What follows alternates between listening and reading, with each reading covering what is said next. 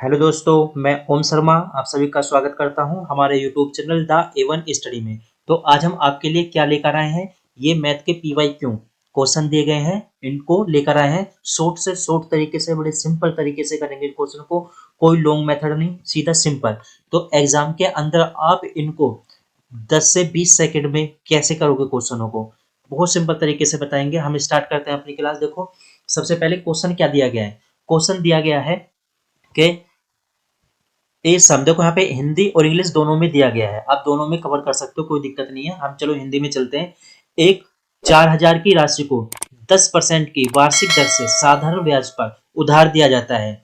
5 वर्ष का साधारण ब्याज और 3 वर्ष का साधारण ब्याज से कितना अधिक है, इसमें ये बताना है। तो देखो, इसको दो तरीके से कर सकते हैं। हम वैसे शॉर्ट से तक करेंगे। पहले क्या काम करो, इसका 4,000 का 10% तो 5% का निकाल लो, फिर 4,000 का 10% से 3 साल का निकाल लो, दोनों को घटा दो, आंसर आ जाएगा। लेकिन मैंने क्या बताया, हम के लोग सिंपल से सिंपल तरीके से करेंगे। तो हम इसको दो बार ना करके एक बार ही करेंगे। देखो, 4,000 रुपए की राशि दी गई है, ठीक है।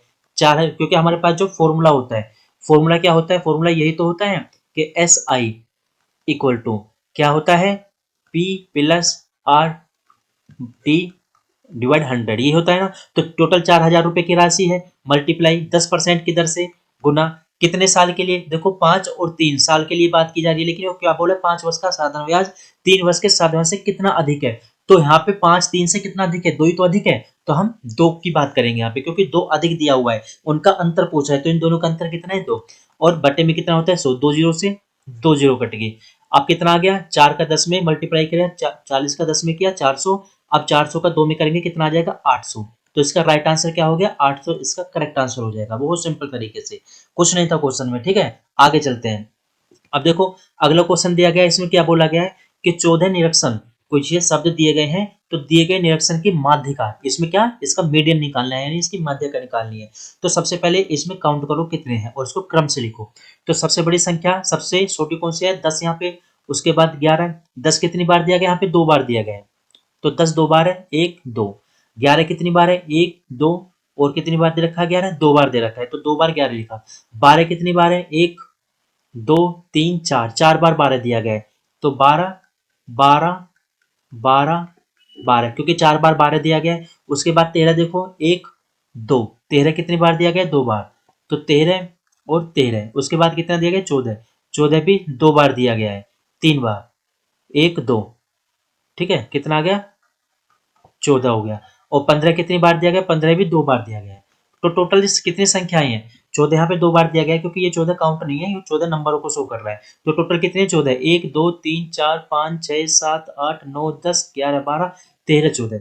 ठीक है। अब यदि हम इसकी माध्यिका की बात करें, पहले पेन पेन चेंज कर लेते हैं।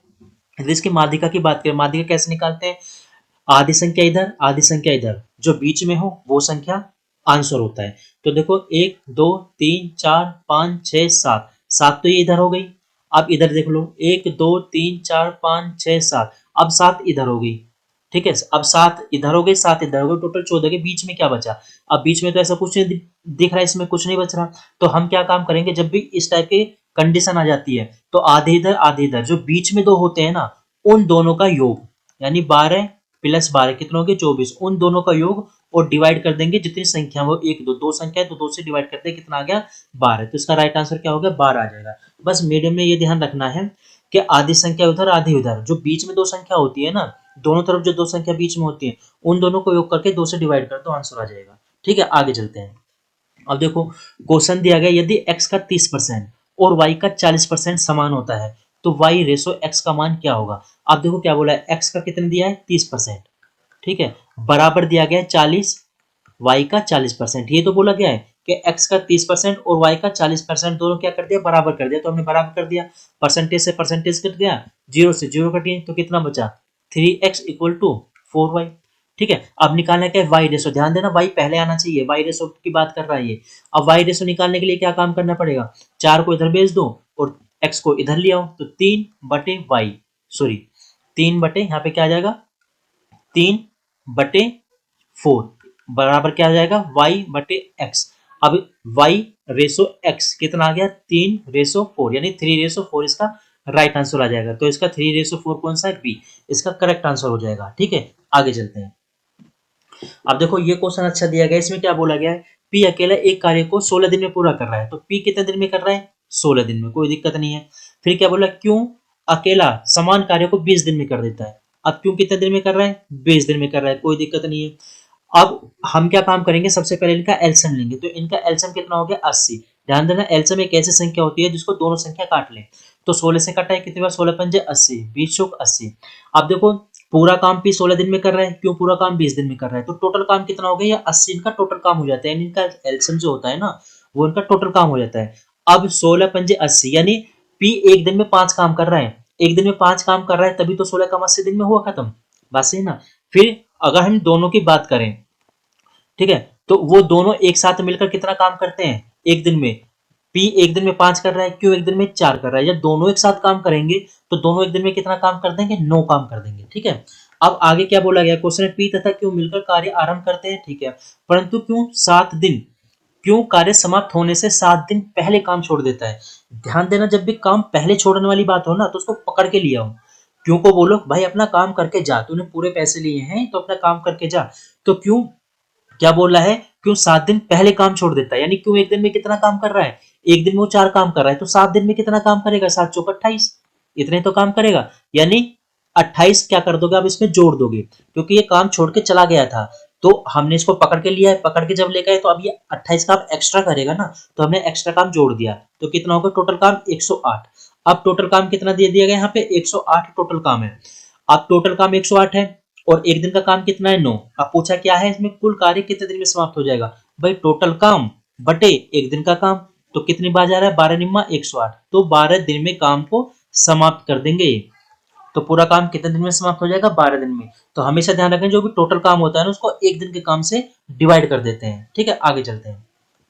अब देखो हमारे पास एक क्वेश्चन दिया गया है, इसमें क्या बोला गया है, एक बैग में कितने 785 रुपए हैं, 785 रुपए हैं। उसमें कितने के, 2 रुपए के भी हैं, 5 रुपए के भी हैं, और 10 रुपए के भी सिक्के हैं। और उनका रेशो कितना दे रखा है, इतना 6 9 10 रेशो दे रखा है। तो बैग में 5 रुपए के सिक्के पूछे हैं, तो 6 दूनी 12, 9 पंजे 45, और ये कितना आ गया, 100 आ जाएगा।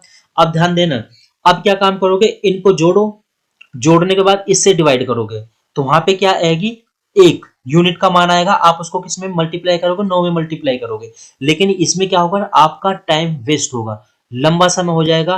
तो हम इस प्रकार से इसको नहीं करेंगे, हो जाएगा ऐसे, लेकिन कम से कम इसमें 30 से 40 मिनट 40 सेकंड लग जाएंगे। लेकिन हम चाह रहे हैं केवल 10 सेकंड के अंदर हो, तो कैसे करेंगे भाई। इसमें पूछा क्या है, 5 रुपए के पूछे ना, 5 रुपए कितने सिक्के हैं, अभी 5 रुपए के सिक्के पूछे, 5 रुपए का रेशो कितना दे रखा है भाई, 2 का रेशो 6 दे रखा है, 5 का रेशो 9 दे रखा है। तो 5 का रेशो 9 दे रखा है ना, हम 9 को ही पकड़ेंगे। अब 9 का मल्टीपल देखो इसमें कौन सा है, क्या 9 से 60 कट जाएगा, नहीं। 9 से 12 कट जाएगा, नहीं। 9 से 45 कट जाएगा, बिल्कुल। 24 में नहीं कटेगा, तो राइट आंसर क्या हो जाएगा इसका, 9 हो जाएगा। लेकिन यदि 2 ऑप्शन एक से होते तो फिर हम ऐसे करते। तो इसमें क्या काम करते, 45 100 और 12 को जोड़ते, इसे डिवाइड करते, तो 1 यूनिट का मान होता। जो 1 यूनिट का मान आता है ना, अब उसको क्या 9 में मल्टीप्लाई कर देते, हमारा आंसर आ जाता है, ठीक है। आगे चलते हैं। अब देखो क्वेश्चन दिया गया है, राजू ने 15 रुपए प्रति गिलास की दर से गिलास खरीदे, 12 रुपए प्रति गिलास की दर से उनको बेच दिया, तो 42 गिलास बेचने पर हानि प्रतिशत बताओ। देखो जब भी इस प्रकार क्वेश्चन आए ना, जो 42 दिया इसका कोई वैल्यू नहीं, कोई मतलब नहीं, इसका कुछ नहीं करना। और यदि आप इसके चक्कर में पड़ गए तो टाइम वेस्ट होगा।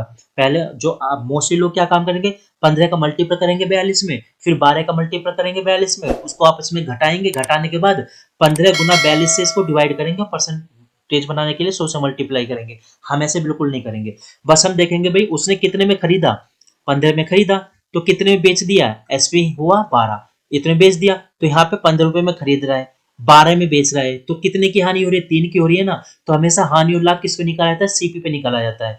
तो 3 की हानि हो रही है 15 पे, परसेंटेज निकालने के लिए 100 से मल्टीप्लाई कर दो, कितना आ गया, 3 पंजे 15 और 5 दूनी 10, यानी उसको कितने 20% की हानि हुई।